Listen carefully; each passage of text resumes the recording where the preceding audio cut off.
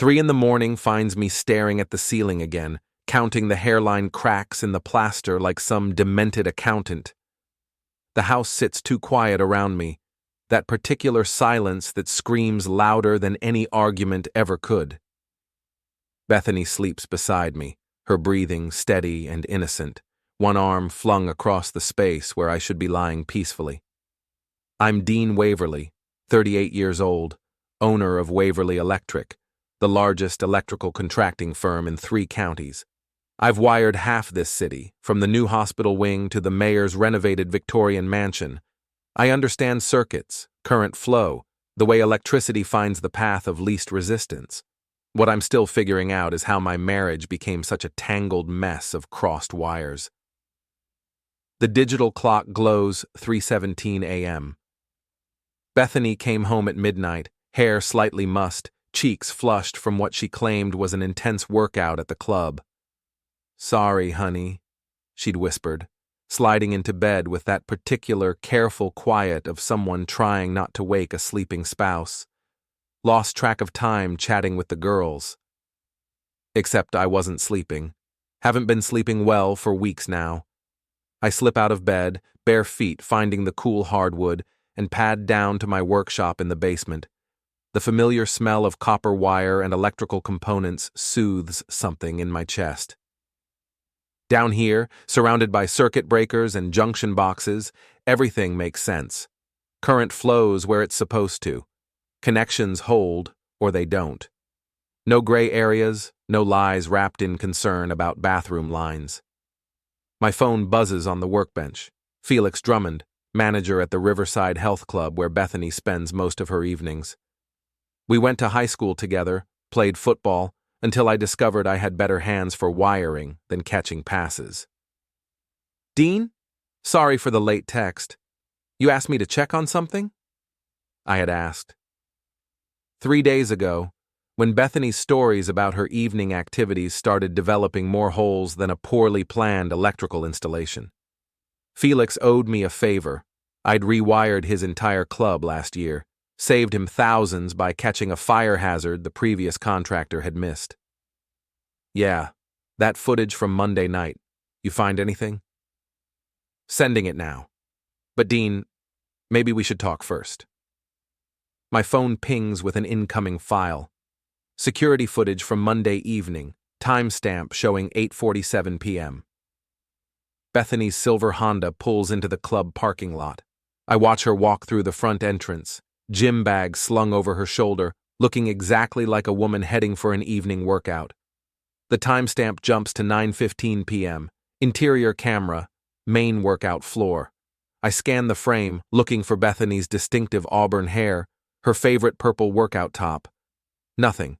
She's not on the treadmills, not at the weight stations, not in the group fitness area. 9:30 p.m., still no Bethany on the main floor. 9:45 p.m. The camera angle switches to the club's VIP lounge area, a section reserved for premium members and special events. There she is. Bethany sits in a corner booth, leaning across a small table toward someone just outside the camera's range.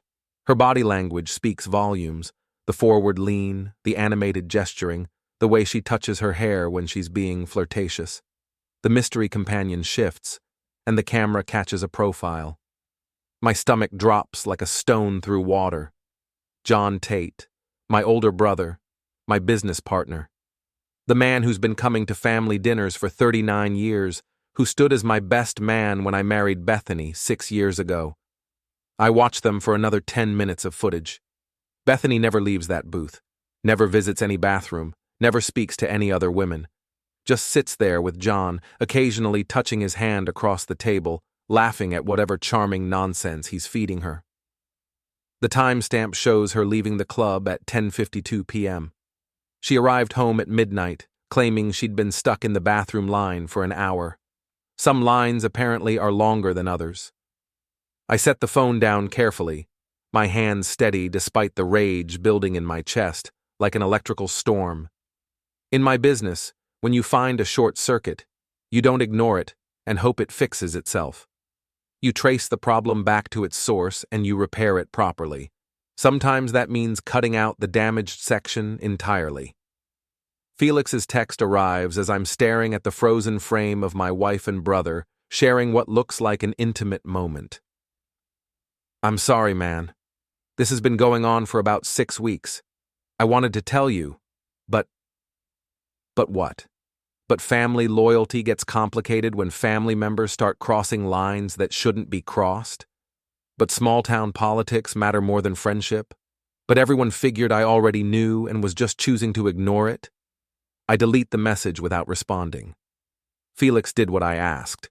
The rest is my responsibility. Upstairs, Bethany still sleeps peacefully, completely unaware that her carefully constructed story just collapsed like a house of cards in a thunderstorm.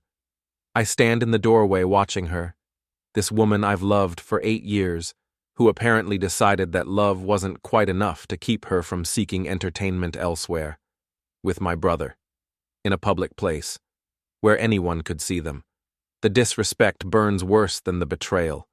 If you're going to destroy a marriage, at least have the courtesy to be discreet about it. I return to my workshop and begin making a list. Not a revenge list, nothing that dramatic. Just a practical inventory of what needs to be done when you discover your life has been rewired without your knowledge or consent. Tomorrow is Monday. Bethany works at the marketing firm downtown, usually doesn't return home until after 6. Jon will be handling the residential contracts on the north side of town. That gives me approximately 8 uninterrupted hours to conduct some necessary electrical maintenance. I've always been good with my hands. Time to put those skills to proper use. Monday morning arrives gray and drizzling, the kind of weather that makes everything look washed out and tired. Bethany moves through her usual routine: shower, coffee, quick kiss on my cheek as she grabs her purse and heads for the door. "Working late tonight," she says, not quite meeting my eyes. "The Morrison account needs a complete campaign overhaul." Of course it does. I keep my voice neutral, disinterested. I'll probably be in the shop late myself. That new hospital wing won't wire itself. She smiles, the same bright expression that first caught my attention 9 years ago at a Chamber of Commerce mixer. Back then, that smile felt like sunshine. Now it just looks practiced. "Love you," she calls over her shoulder, already halfway out the door. "Sure," I reply, but she's already gone. I finish my coffee slowly, listening to her car pull out of the driveway, then wait another 10 minutes to be certain she won't return for forgotten keys or a missed phone call. When I'm satisfied the house is truly empty, I head upstairs to begin the most methodical packing job of my life. Bethany's clothes fill 2 large suitcases and 3 cardboard boxes. I fold everything neatly. I'm not a monster, just a man who's discovered his trust has been violated. Her jewelry goes into a small travel case, her books and personal items into another box.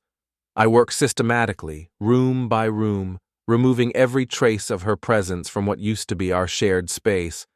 The wedding photos prove the most challenging. 6 years of documented happiness, or what I thought was happiness. Bethany in her white dress, radiant and laughing.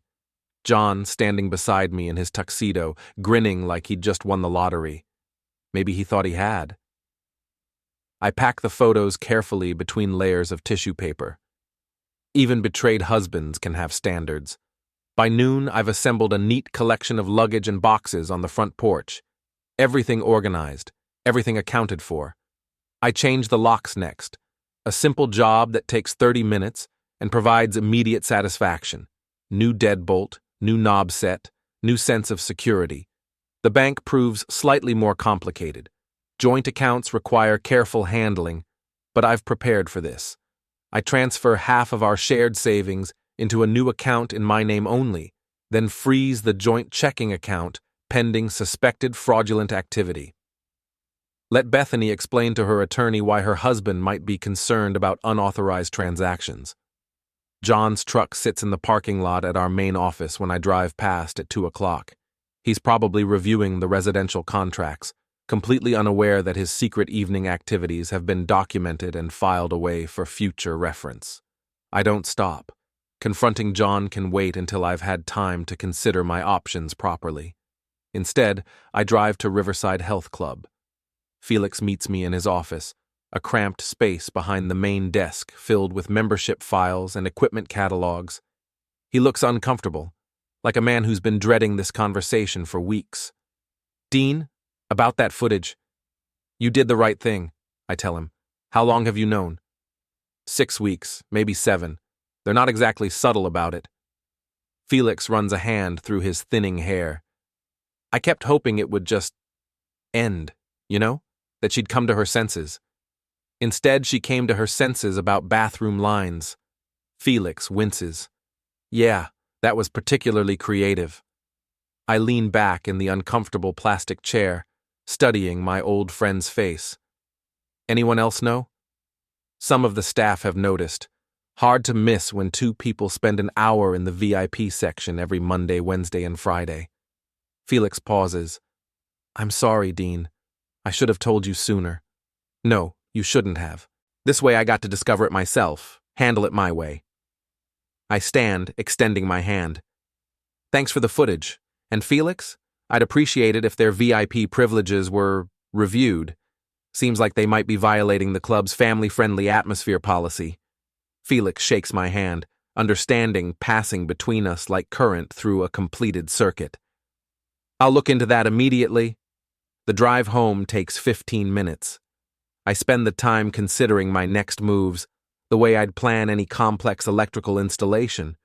You start with the blueprint, identify all the connection points, then work systematically until every wire runs exactly where it should. Bethany's car sits in our driveway when I pull up at 5:30. She's early, probably eager to continue whatever lie she's prepared about her busy day at the marketing firm. I find her standing in the living room, staring at the empty spaces where her belongings used to be. Her purse lies forgotten on the coffee table, her face pale with shock. "Dean, what? Where are my things?" "On the porch."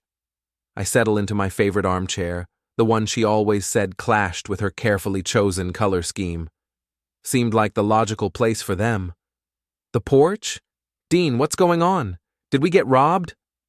I pull out my phone, navigate to the security footage Felix sent me, and set it on the coffee table between us. The screen shows her leaning across that VIP booth table, touching Jon's hand, laughing at his jokes. Bethany stares at the phone like it might explode.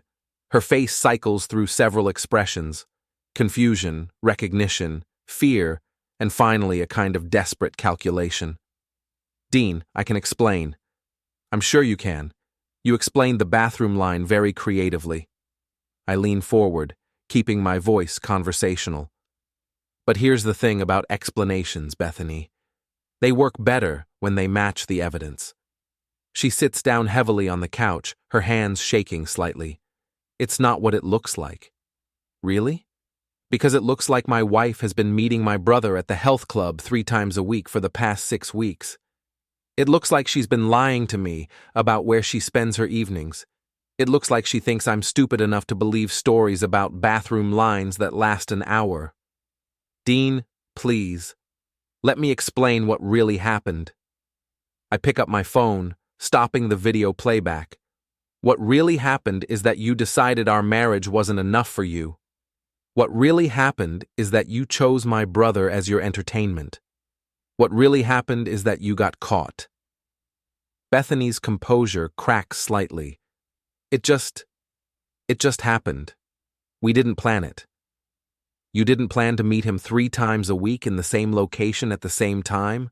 That's a remarkable coincidence." She opens her mouth to respond, then closes it again. Finally, she asks, "What do you want?"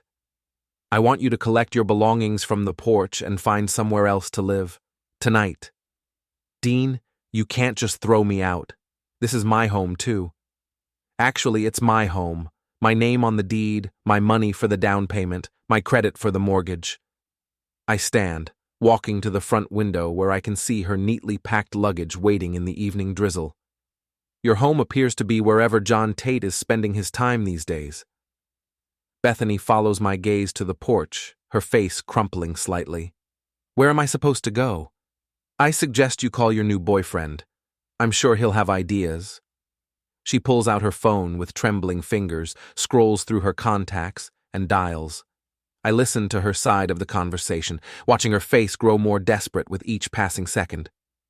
John? It's me. Dean knows. He's thrown me out. A pause. What do you mean you can't? John, I need somewhere to stay tonight. Another pause. Longer this time. John, are you there? The line has apparently gone silent. Bethany stares at her phone, then tries calling again, straight to voicemail. Seems like your backup plan needs some work, I observe. She tries calling a third time, then gives up, her shoulders sagging with defeat.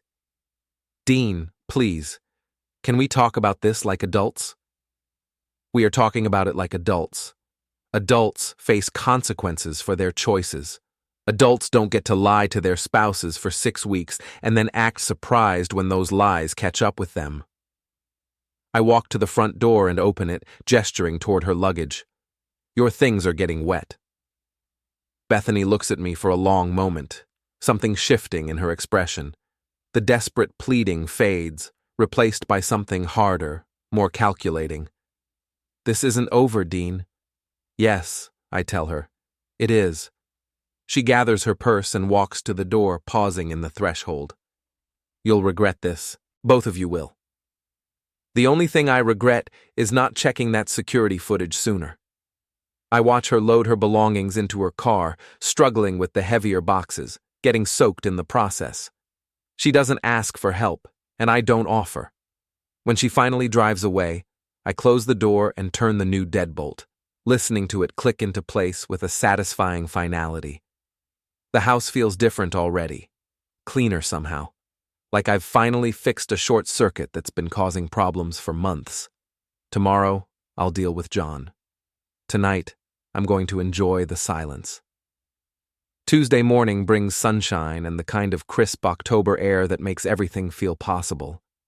I arrive at the Waverly Electric offices early before the crew trucks start rolling out to their job sites, before the administrative staff begins their daily routine of invoicing and scheduling. Our building sits on the edge of the industrial district, a converted warehouse that I bought and renovated 5 years ago when the business outgrew its original location. The main floor houses our showroom and offices, while the basement serves as storage for equipment and supplies.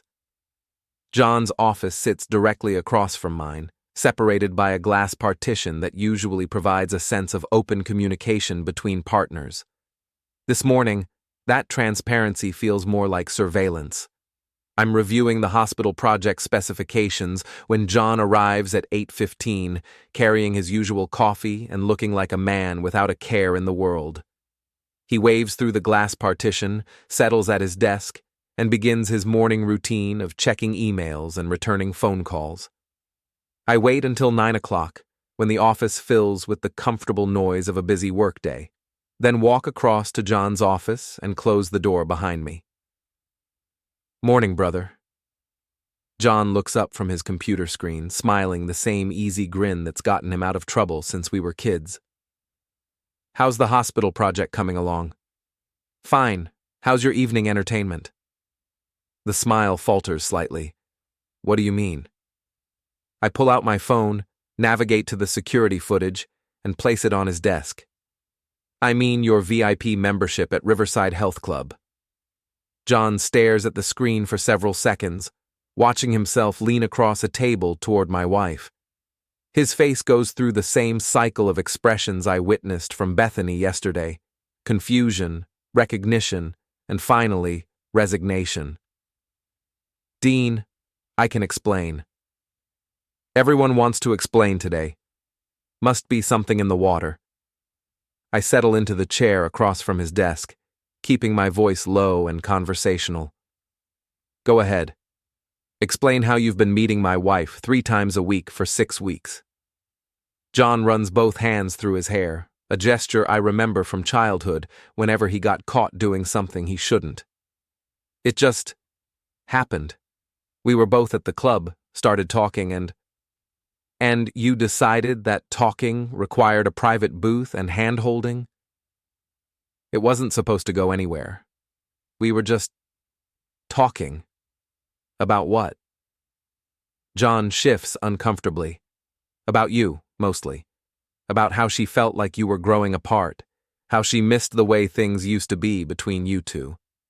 So naturally, you offered to help bridge that gap by providing her with intimate conversations in dark corners. Dean, it wasn't like that. What was it like, Jon? He stares at his hands, unable to meet my eyes. She was lonely. You've been working so much lately, staying late at job sites, coming home exhausted. She felt like she was losing you. And your solution was to help her find someone else? I was trying to help her understand your perspective, help her see that the business demands. Stop. I hold up my hand, cutting him off. Just stop. You're making this worse with every word. Jon falls silent, finally looking directly at me. What do you want me to say? I want you to say that you understand why I can't trust you anymore. I want you to say that you understand why our partnership just became a problem that needs solving.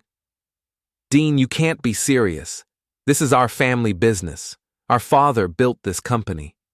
Our father built this company on trust and integrity. Two things you apparently decided were optional. I stand, walking to the window that overlooks our main warehouse.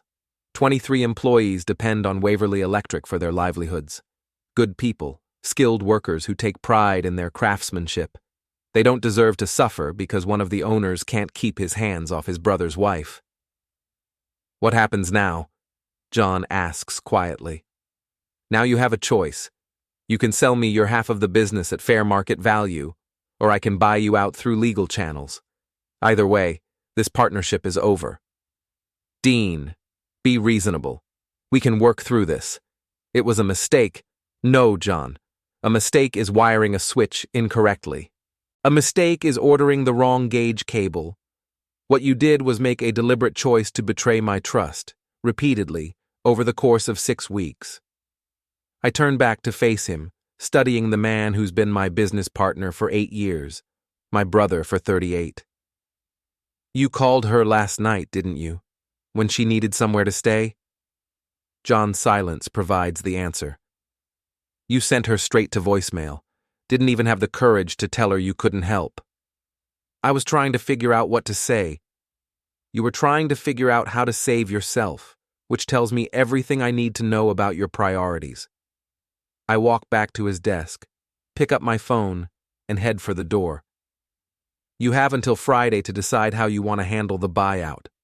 After that, I'll let the lawyers determine fair market value. Dean, wait. I pause in the doorway, not turning around. I'm sorry. I know that doesn't fix anything, but I am genuinely sorry. Yeah, I say. So am I. I spend the rest of the morning at the hospital job site, losing myself in the familiar routine of running conduit and pulling wire. Physical work helps clear my head, provides a sense of accomplishment that office politics can't match. By lunchtime, I've mapped out the electrical requirements for the entire East Wing and scheduled delivery of the remaining materials. My phone buzzes with a text from Darla Morrison, our office manager for the past 12 years. Jon left early, said he had personal business to handle, want me to reschedule his afternoon appointments? I text back, yes. And Darla? Can you pull the partnership agreement from the files? I need to review the dissolution clauses. Her response comes immediately, already on your desk. Darla has been with us from the very start, back when we ran things out of a rented garage and I did most of the electrical work on my own. She's seen the company grow from a 2-person setup into the largest electrical contractor in the region. More than that, she's observed the complicated family dynamics that come with mixing business and relatives. I returned to the office to find the partnership agreement waiting on my desk, along with a cup of fresh coffee and a note. Section 12 covers dissolution procedures. Section 15 covers buyout valuations. Let me know if you need anything else. D. The legal language proves straightforward enough. Either partner can initiate dissolution with 60 days' notice. Buyout valuations require an independent assessment of company assets and projected earnings. The whole process could take 3 to 4 months, assuming both parties cooperate. I'm reviewing the asset valuation procedures when my phone rings. Bethany's number appears on the screen. Dean, we need to talk. No, we don't. Yes, we do. I'm at Patricia Hale's office. She says you can't just throw me out of my own home without proper legal procedures.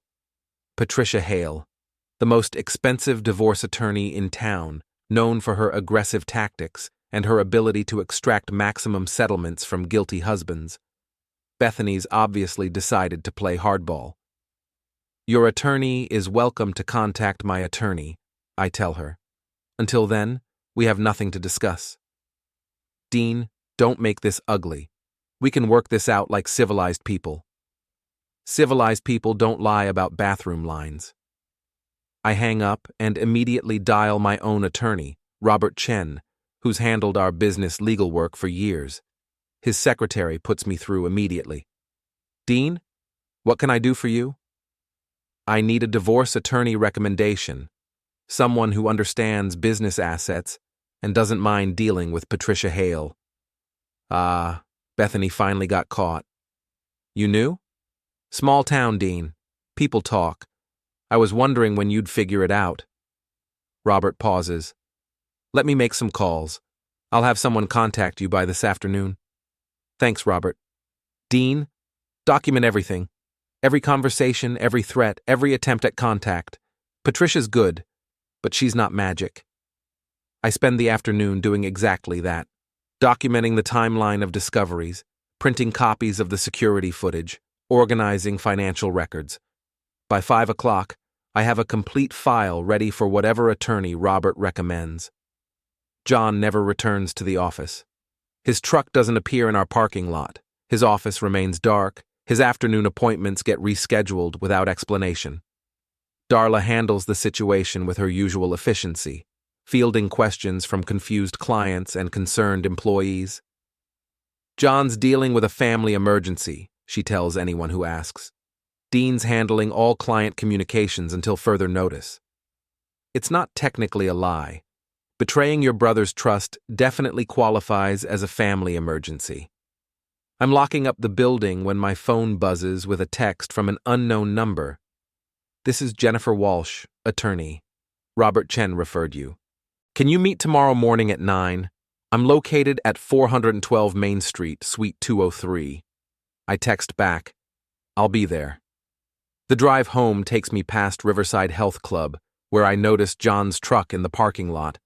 Apparently, he's decided to maintain his evening routine despite yesterday's revelations. Or maybe he's meeting someone else there, trying to figure out his next move. I don't stop to investigate. Whatever John's doing at the club is no longer my concern. At home, I order pizza and spend the evening reviewing our business financial records, preparing for tomorrow's meeting with Jennifer Walsh. The house feels peaceful without Bethany's constant chatter about her marketing campaigns and social media strategies. No television programs I don't want to watch, no music I don't enjoy, no discussions about redecorating rooms that look perfectly fine to me. Just silence, and the satisfaction of knowing that tomorrow I'll begin the process of legally protecting everything I've worked to build. Some circuits, once broken, should stay that way. Jennifer Walsh operates out of a converted Victorian mansion on Main Street, the kind of building that suggests both respectability and the confidence to charge premium rates. Her office occupies the entire second floor, decorated in warm colors and comfortable furniture that somehow manages to feel both professional and welcoming. Jennifer herself appears to be in her early 40s, with graying hair pulled back in a practical bun and the kind of direct gaze that suggests she's heard every sob story and excuse the legal profession has to offer. Robert tells me you have a situation that requires immediate attention, she says, gesturing for me to take a seat across from her desk. I hand her the file I prepared yesterday. Security footage, financial records, timeline of events, Copies of text messages. My wife has been having an affair with my business partner. She's hired Patricia Hale to represent her in divorce proceedings. Jennifer opens the file, scanning the contents with the practiced efficiency of someone who reviews evidence for a living. She pauses at the security footage, watching several minutes of Bethany and Jon's intimate conversation in the VIP booth. "This is quite thorough documentation," she observes. "How long have you suspected the affair?" "I didn't suspect anything until 3 days ago. My wife claimed she was stuck in a bathroom line for an hour. I checked the security footage through a friend who manages the club." "And you immediately packed her belongings and changed the locks?" "I did." Jennifer leans back in her chair, studying me with what might be approval. Most people would have confronted the cheating spouse first, demanded explanations, tried to work things out. Most people don't understand electrical systems. When you find a short circuit, you don't negotiate with it. You isolate the problem and fix it. Practical approach. She closes the file. Patricia Hale called yesterday afternoon, threatening legal action for unlawful eviction and emotional distress. She also mentioned something about business assets being hidden or transferred improperly. I transferred half our joint savings into a separate account and froze the checking account pending investigation of suspicious activity. Everything documented, everything legal. Good. What about the business partnership? I'm buying out my brother's half. He has until Friday to agree to terms, or I'll initiate legal dissolution procedures. Jennifer makes notes on a yellow legal pad. Patricia's going to argue that the business partnership constitutes a marital asset subject to division in divorce proceedings. She'll want half of everything. The business existed before the marriage. Bethany never worked for the company, never contributed to its growth or operations. Doesn't matter. 6 years of marriage means she's entitled to half of any increase in business value during that period. Jennifer looks up from her notes. Unless we can prove that her adultery contributed to the breakdown of the marriage. I have security footage of her with my brother. That proves adultery, but Patricia will argue that the adultery was a symptom of marital problems, not the cause. She'll claim you were neglectful, emotionally distant, that Bethany sought comfort elsewhere because you failed as a husband. I consider this, remembering Jon's explanation about Bethany feeling lonely and disconnected. So she gets rewarded for cheating? Not if we handle this correctly. The key is demonstrating that her actions were calculated and deliberate, not the result of emotional distress. Jennifer taps her pen against the legal pad. Tell me about your brother's involvement in the business. Jon handles residential contracts. I handle commercial and industrial projects. We're equal partners, equal decision-making authority. How long has this partnership existed? 8 years. We formalized it when the business expanded beyond what I could handle alone. Any previous conflicts or disagreements? Normal business disputes. Nothing serious until now. Jennifer makes more notes. Here's what's going to happen. Patricia will file for temporary spousal support, claiming Bethany needs financial assistance while the divorce proceeds. She'll also file for a restraining order, claiming you threatened or intimidated her client. I never threatened anyone. Doesn't matter. Changing locks and freezing accounts can be portrayed as intimidation tactics. Patricia's very good at creating sympathetic narratives for her clients. So what do? We get ahead of the story. I'm filing our divorce petition this afternoon, citing adultery and citing specific dates and locations of the affair. We're also filing for temporary exclusive use of the marital home, based on your ownership of the property and Bethany's voluntary departure. Jennifer opens a desk drawer, removing several legal forms. I need you to sign these documents authorizing me to represent you. Then I need you to go home and wait. Don't contact Bethany. Don't respond to any communications from Patricia's office. Don't discuss this situation with anyone except me. What about my brother? What about him?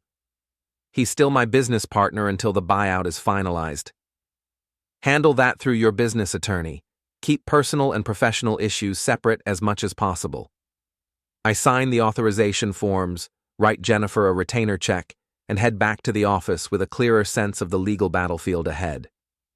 Darla meets me at the door with a stack of phone messages and a concerned expression. Patricia Hale's office called 4 times this morning, she reports. Also, Jon came in around 10, cleaned out his desk, and left his keys on my desk. He didn't say where he was going. I flip through the phone messages. 3 from Patricia's office demanding immediate contact, 1 from a reporter at the local newspaper asking about rumors of turmoil at Waverly Electric. How did a reporter hear about this? Small town, Darla says with a shrug. Someone probably saw Jon loading boxes into his truck and started asking questions. I hand her the messages from Patricia's office. Don't return these calls. Refer all legal inquiries to Jennifer Walsh's office. And Darla? If any reporters call, we have no comment on personnel matters. Understood. What about Jon's clients? He's got 3 residential projects in progress. Transfer them to me. I'll handle everything until we hire additional staff. Darla nods, making notes in her ever-present planner. Dean, for what it's worth, I think you're handling this exactly right. Jon made his choice. Now he gets to live with the consequences. Thanks, Darla. That means more than you know. I spend the afternoon reviewing Jon's client files, familiarizing myself with project timelines and specifications. The work itself presents no problems. Residential wiring follows the same principles as commercial installations, just on a smaller scale. The challenge will be managing the increased workload while dealing with divorce proceedings and business restructuring. At 4 o'clock, my phone rings. Jennifer Walsh's number appears on the screen. Dean, I've filed our petition and the motion for exclusive use of the marital home. Patricia's office will receive copies within the hour. How long before we hear back from them?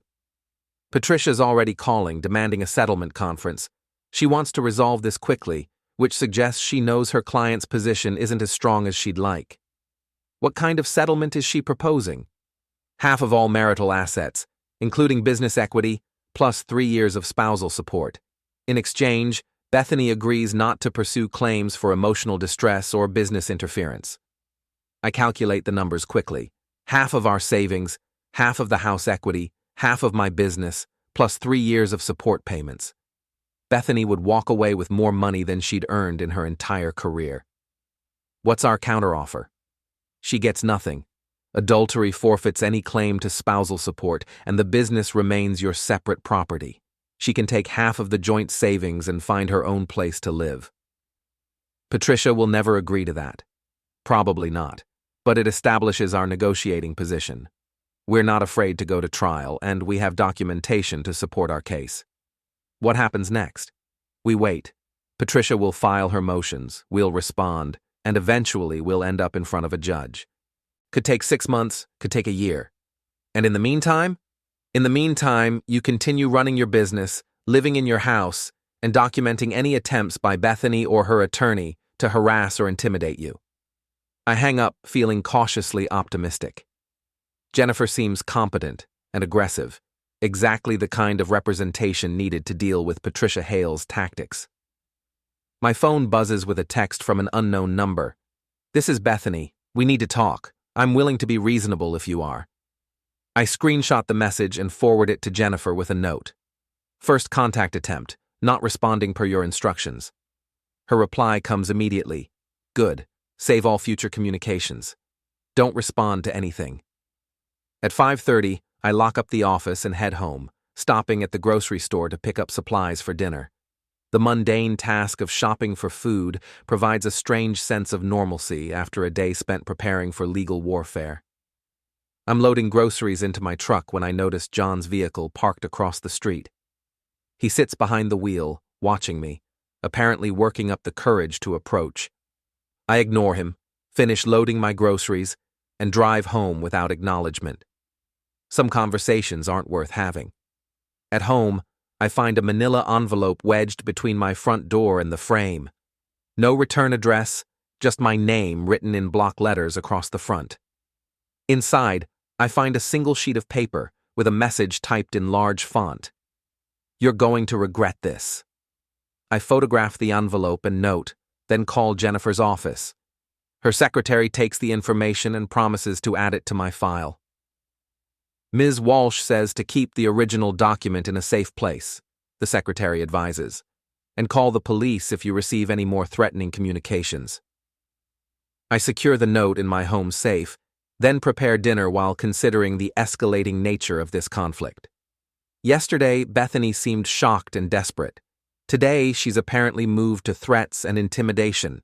Tomorrow should be interesting. The police station occupies a converted department store in the older section of downtown, all fluorescent lighting and industrial carpeting that's seen better decades. Detective Ray Morrison, no relation to our office manager, greets me in the lobby with the weary expression of a man who's dealt with too many domestic disputes and not enough coffee. "Dean Waverly, you called about a threatening communication?" I hand him the envelope and note, along with printed copies of the photographs I took. "Found this wedged in my door yesterday evening." Ray examines the evidence with professional detachment, making notes in a small spiral notebook. "Any idea who might have left this?" My wife's attorney suggested it could be related to our divorce proceedings. "You're getting divorced?" "She's been having an affair with my business partner. I filed papers yesterday." Ray nods, unsurprised by the revelation. "Patricia Hale representing your wife?" "Yes." "Figures. She's got a reputation for encouraging her clients to play hardball." Ray slides the envelope into an evidence bag. "I'll file a report, but unless you receive additional threats or someone actually tries to harm you, there's not much we can do." "I understand.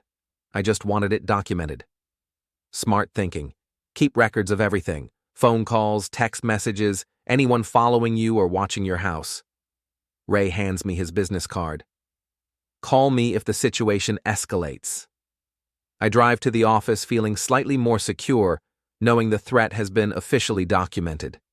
Darla greets me with fresh coffee and a stack of morning messages, most of them routine business inquiries. "Anything from Patricia's office?" I ask. "Not yet, but John called around 8, asking if you'd reconsidered the buyout terms." "What did you tell him?" "That all business communications should go through your attorney." Darla pauses. "Dean?" He sounded desperate, like someone who's running out of options. I consider this while reviewing the day's schedule. 3 client meetings, 2 job site inspections, and a conference call with the hospital project managers. A full day that will keep me focused on productive activities rather than dwelling on family drama. The first client meeting goes smoothly. A restaurant owner who needs updated electrical service for new kitchen equipment. Straightforward commercial work that can be completed within 2 weeks. The second meeting proves more interesting. Margaret Chen owns a small apartment building on the east side of town, 4 units that she rents to young professionals and graduate students. She needs the entire building rewired to meet current safety codes. "The previous owner let everything slide for years," she explains, leading me through the basement where outdated electrical panels hang like relics from a less safety-conscious era. "The city inspector says I have 90 days to bring everything up to code, or they'll condemn the building." I examine the existing wiring, making notes about required upgrades and estimated costs. This is extensive work. New panels, new circuits throughout all 4 units, updated outlets and fixtures. How extensive?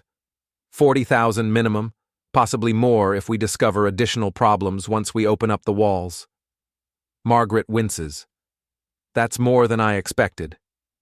I can break the work into phases, spread the cost over several months, but the main panels need to be replaced immediately. They're fire hazards." We negotiate a timeline that fits her budget, and I leave with a signed contract for the first phase of work. Productive, profitable, and completely unrelated to divorce proceedings or family betrayals. The third meeting gets canceled when the client's secretary calls to reschedule. Something about waiting until the situation at Waverly Electric stabilizes. I call Darla from my truck. "What situation?" "There's a rumor going around that the company's in financial trouble, that the partnership is dissolving because of money problems." Where did that rumor start? I'm trying to track it down. But Dean, 3 other clients have called asking if their projects are still on schedule. I drive back to the office, my mood darkening with each mile. Someone's spreading disinformation about our business, trying to damage our reputation and scare away clients. The timing suggests coordination with the divorce proceedings, create financial pressure to force a quick settlement. Darla meets me at the door with additional bad news. The supplier called about the hospital project. Someone contacted them claiming that Waverly Electric was having cash flow problems, that they should require payment in advance for all materials. Who called them? They wouldn't say. But Dean, the supplier wants to meet with you this afternoon to discuss payment terms. That's not good. I spend the next hour on the phone with our bank, our accountant, and our primary suppliers, reassuring everyone that Waverly Electric remains financially stable and current on all obligations. The conversations prove frustrating but necessary. Our reputation depends on maintaining confidence among our business partners. At 2 o'clock, Jennifer Walsh calls with an update on the legal proceedings. Patricia filed motions for temporary spousal support and exclusive use of the marital home, she reports. She's also requesting an emergency hearing, claiming you're attempting to hide marital assets. Based on what evidence? She claims you're deliberately damaging the business to reduce its value, that you're pressuring your brother to sell his partnership share below market value. That's ridiculous. Jon betrayed my trust. I'm buying him out at fair market value. I know that, and you know that. But Patricia's creating a narrative where you're the vindictive husband, destroying everything out of spite. Jennifer pauses. There's something else. She's filed a motion requesting access to all business financial records for the past 3 years. Can she do that? If the judge agrees that the business constitutes a marital asset, yes. She can demand complete financial disclosure. I lean back in my office chair, watching traffic move past our showroom windows. This is about more than divorce settlement. She's trying to destroy the business. Probably. Patricia's known for scorched earth tactics. If she can't get what she wants through negotiation, she'll make the process so expensive and disruptive that you'll settle just to make it stop. When's the emergency hearing? Friday morning. I need you to prepare a complete financial statement showing business assets, personal assets, and all recent transactions. Also, I need documentation of Jon's decision to leave the partnership. Jon cleaned out his desk yesterday. Does that count as documentation? It's a start, but I need something more formal. A resignation letter, a written agreement to sell his partnership share, something that shows his departure was voluntary. After Jennifer hangs up, I call Robert Chen to discuss the partnership dissolution procedures. He agrees to draft a formal buyout agreement and schedule a meeting with Jon to finalize terms. What if he refuses to cooperate? I ask. Then we initiate involuntary dissolution proceedings. Takes longer, costs more, but the end result is the same. How much longer? 6 to 8 months, assuming he doesn't fight it. I hang up feeling like I'm fighting a war on multiple fronts: divorce proceedings, business dissolution, reputation management, and now threats and intimidation. The complexity threatens to overwhelm any individual's ability to manage effectively. My phone buzzes with a text from Jon. Can we meet? I think we can work this out. I screenshot the message and forward it to both attorneys with a note. Subject wants to meet. Advise? Jennifer responds first. No direct contact. All communication through attorneys. Robert's response arrives a few minutes later. I'll contact him about the buyout meeting. Don't meet with him alone.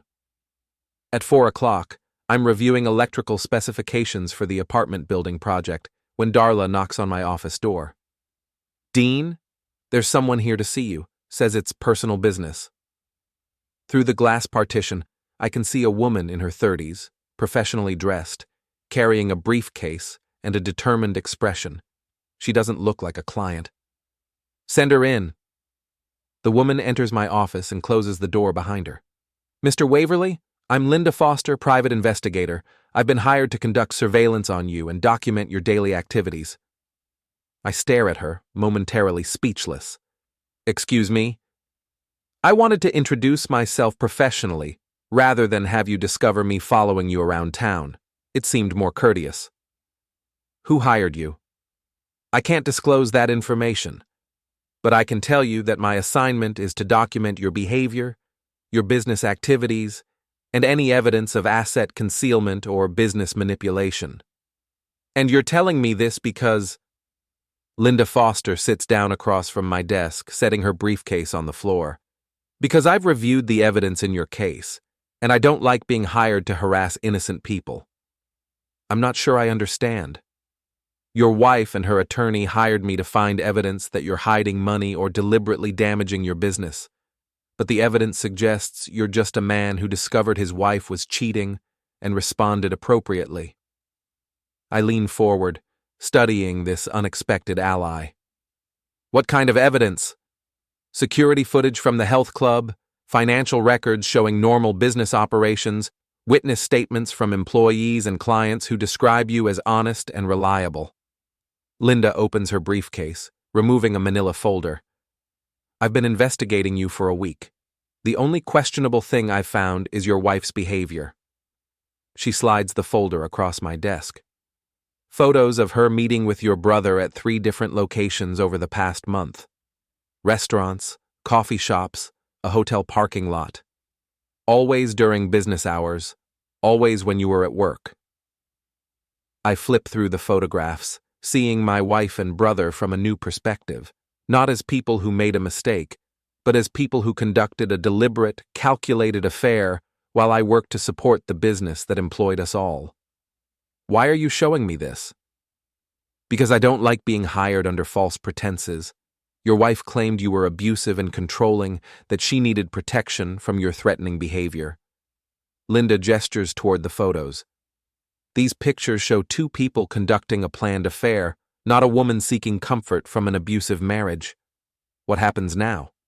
Now I complete my investigation and file my report. But my report will reflect what I actually found, not what your wife hoped I would find. Linda Foster stands, collecting her briefcase. Mr. Waverly, you might want to review your home security systems. I've observed several instances of people watching your house, taking photographs, possibly looking for opportunities to enter. What kind of people? The kind your wife's attorney probably hired to supplement my investigation. After she leaves, I sit in my office reviewing the photographs and considering the implications. Bethany and Patricia aren't just fighting for a divorce settlement.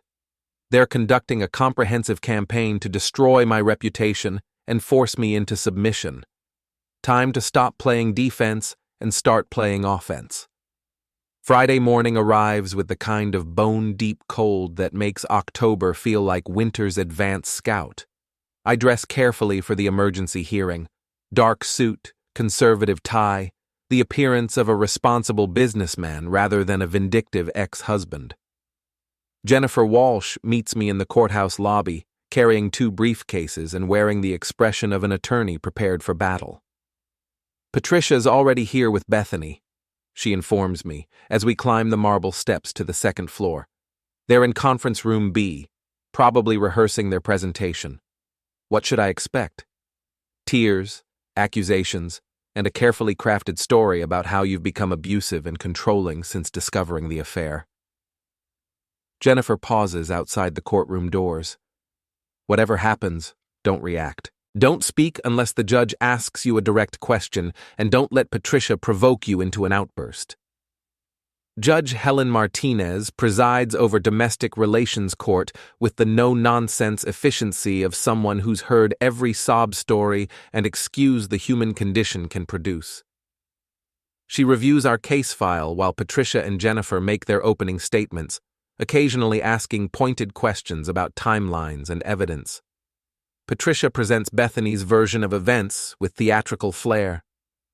According to their narrative, I'm a controlling husband who became increasingly distant and emotionally abusive as our marriage deteriorated.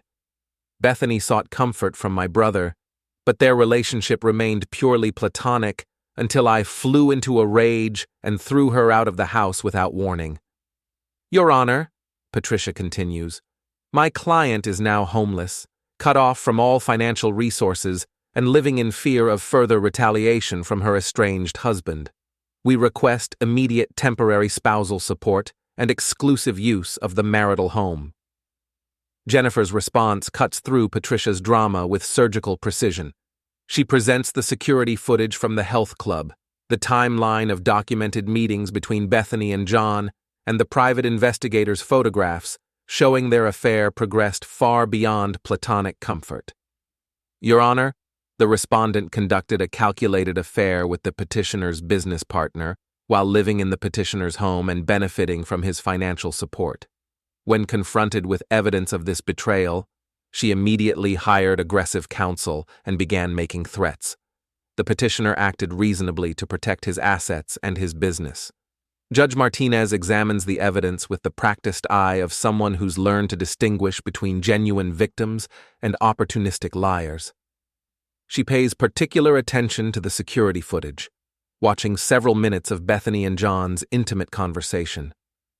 Ms. Hale, the judge says finally, your client's claim that this was a platonic relationship appears inconsistent with the photographic evidence. Patricia shifts tactics smoothly. Your Honor, even if my client sought comfort elsewhere, that doesn't justify her husband's extreme reaction. Changing locks, freezing accounts, and throwing her belongings on the porch constitutes constructive eviction. Mr. Waverly, Judge Martinez addresses me directly, why did you change the locks on the marital home? I stand, keeping my voice calm and respectful. Your Honor, I discovered that my wife had been lying to me for weeks about her whereabouts and activities. I felt I could no longer trust her with access to my home and personal property. And the frozen bank accounts? I froze the joint checking account after discovering suspicious activity patterns that coincided with my wife's secret meetings. I wanted to prevent any unauthorized transactions while I consulted with legal counsel. Judge Martinez makes notes, then addresses both attorneys. I'm denying the motion for exclusive use of the marital home. The property belongs to Mr. Waverly, purchased before the marriage with his separate funds. However, I'm ordering the joint checking account to be unfrozen, with both parties having equal access pending final divorce decree. Patricia's face tightens with frustration. Your Honor, what about temporary spousal support? My client has no means of supporting herself. Your client has a job and a college education. She can support herself while these proceedings continue. The judge closes our file. Motion for temporary spousal support is denied. Next case. Outside the courthouse, Jennifer and I walk to our cars while Patricia and Bethany conduct what appears to be a heated discussion near the courthouse steps. That went better than expected, Jennifer observes. Judge Martinez saw through Patricia's performance. What happens next? Discovery phase.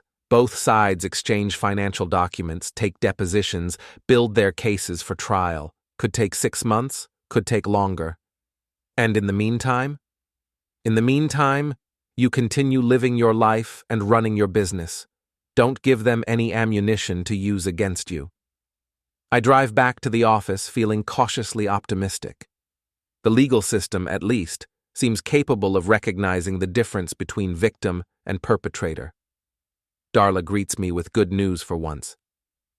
The hospital project manager called. They want to accelerate the timeline, finish everything before Christmas. That's an additional $50,000 in revenue if you can handle the overtime. We can handle it. What about the supplier situation? Resolved. I sent them copies of our financial statements and recent bank balances. They're satisfied that we're not a credit risk.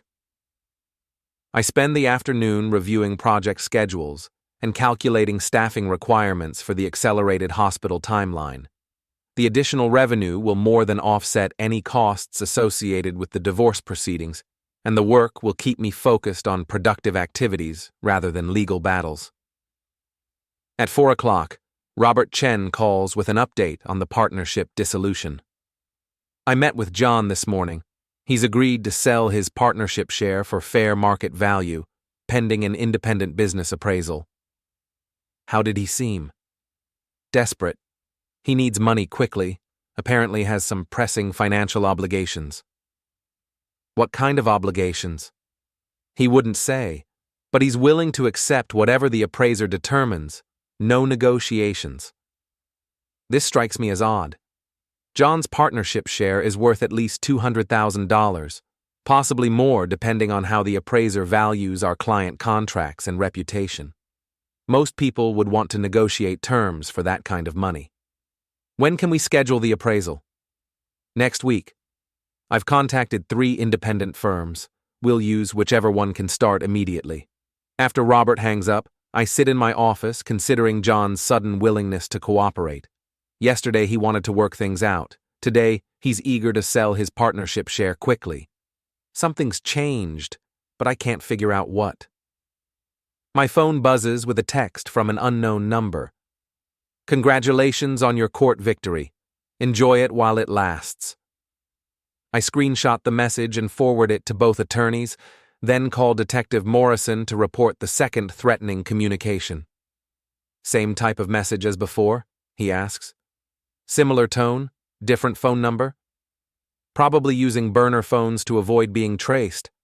I'll add it to your file, but unless someone actually threatens specific harm, we can't do much. I understand. Just wanted it documented. At 5:30, I lock up the office and head home, taking a circuitous route to check for surveillance. Linda Foster mentioned people watching my house, and I want to identify any potential problems before they escalate. I don't notice anyone following me, but that doesn't mean they're not there. Professional surveillance requires skills I don't possess and equipment I don't own.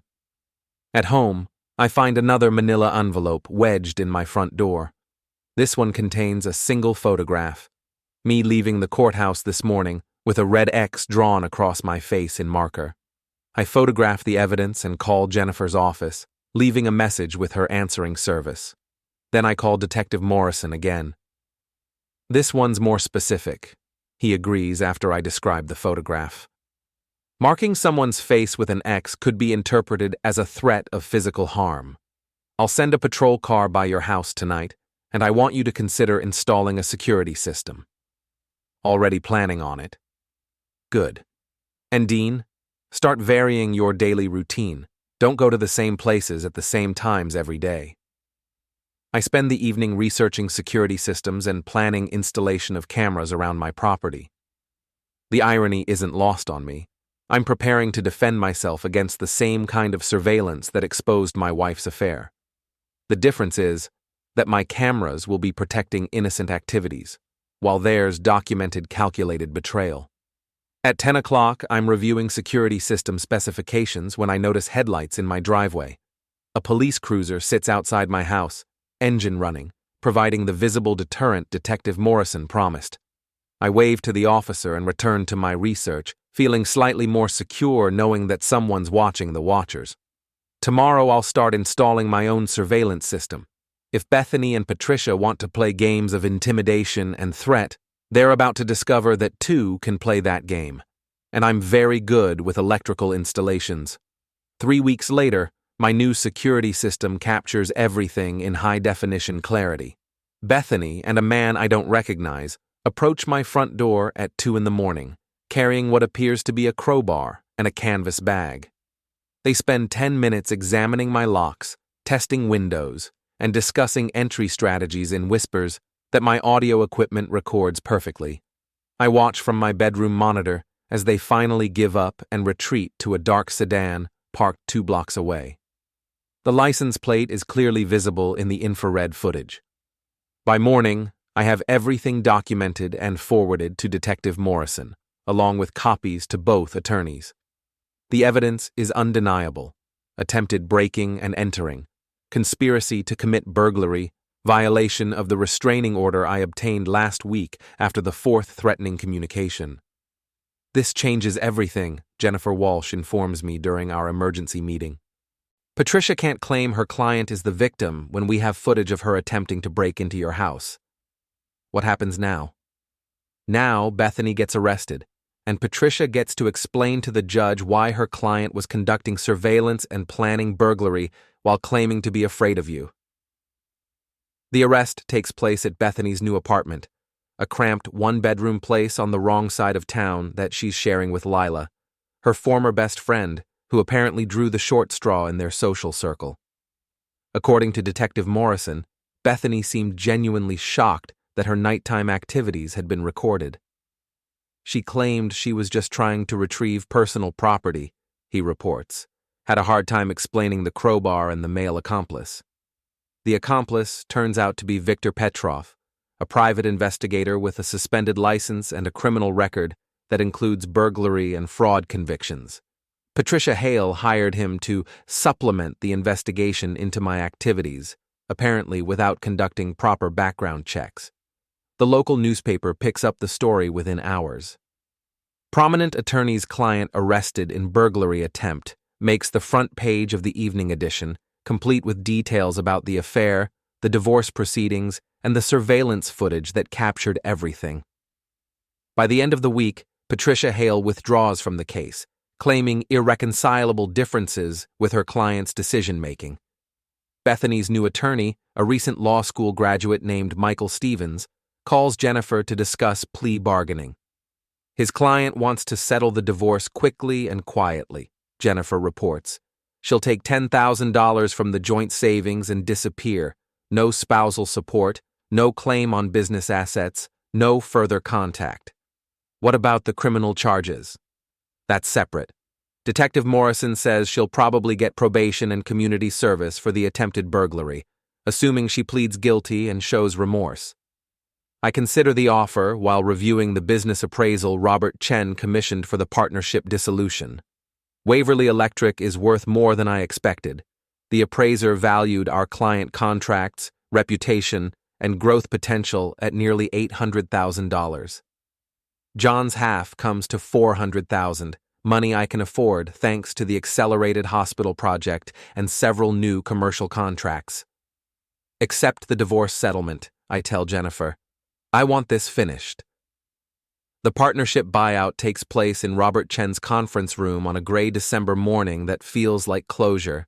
John arrives looking older and more tired than I remember, wearing a suit that's seen better days and carrying a briefcase that appears to contain his entire remaining professional life.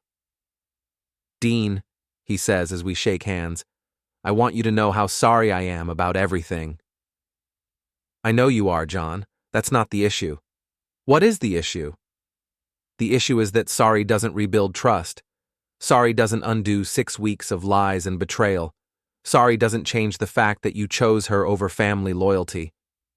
John nods, accepting the judgment without argument. He signs the papers transferring his partnership share, accepts the certified check for $400,000, and stands to leave. "What will you do now?" I ask. "Start over somewhere else. Maybe Colorado, maybe Texas, somewhere people don't know the story." "John?" He pauses at the conference room door. "Don't contact me again. Don't call, don't write, don't show up at family gatherings. As far as I'm concerned, you stopped being my brother the day you started meeting my wife in secret." He leaves without another word, and I never see him again. The divorce becomes final on a Tuesday in January, processed through the court system with the efficiency of a routine business transaction. Bethany signs the papers in her attorney's office, accepts her $10,000 settlement check, and disappears from my life as completely as if she'd never existed. According to Darla, who maintains an extensive network of local gossip sources, Bethany moved to Florida with some man she met online. John apparently settled in Denver, where he's working as a residential electrician for someone else's company. Neither of them ever returns to our small city. The criminal case concludes with Bethany pleading guilty to attempted burglary and receiving 2 years probation plus 100 hours of community service. Victor Petrov gets 6 months in jail for violating his parole conditions. Patricia Hale faces disciplinary action from the State Bar Association for hiring an unlicensed investigator with a criminal background. By spring, the whole episode feels like something that happened to someone else. Waverly Electric thrives under sole ownership, completing the hospital project ahead of schedule and winning contracts for 2 more major commercial installations. I hire 3 additional electricians and promote Darla to operations manager, recognizing her contributions to keeping the business stable during the chaos. The house feels different too, cleaner somehow, like I've finally repaired a short circuit that's been causing problems for years. I replace the furniture Bethany chose with pieces I actually like, repaint the walls in colors that don't require her approval, and install a workshop in the basement where I can work on personal projects. On a warm evening in May, I'm testing a new electrical design in my workshop when the doorbell rings. Through the security monitor, I see a woman in her 30s, professionally dressed, carrying a small gift bag. I recognize her immediately, Linda Foster, the private investigator who provided crucial evidence for my divorce case. "Ms. Foster," I say, opening the door. "This is unexpected. I hope you don't mind the intrusion. I was in the neighborhood and wanted to thank you properly." "Thank me for what?" She hands me the gift bag. "For being exactly what you appeared to be. An honest man who got caught in a dishonest situation." Inside the bag, I find a bottle of good whiskey and a note. "For someone who understands that the truth always has the right of way. You didn't need to do this. Actually, I did. Your case reminded me why I became a private investigator, to find the truth, not to manufacture evidence for whoever pays the most." We talk for a few minutes about her decision to testify truthfully despite being hired by the opposing side, about the importance of professional integrity, about the satisfaction of seeing justice prevail over manipulation. "Ms. Foster, would you like to stay for dinner? I was about to grill something and I have more food than one person needs." She considers the invitation, studying my face with the practiced assessment of someone trained to read people accurately. "I'd like that," she says finally. "And please, call me Linda." As we prepare dinner together, I realize that sometimes the best connections are the ones you never planned to make. Sometimes the path of least resistance leads exactly where you need to go. The security cameras continue recording, but now they're documenting ordinary life rather than extraordinary betrayal. The workshop hums with productive energy, the business thrives under honest management, and the house feels like a home again. Some circuits, once properly repaired, carry current for a very long time. The whiskey tastes perfect, shared with someone who understands the difference between truth and fiction, between justice and revenge, between the right way and the easy way.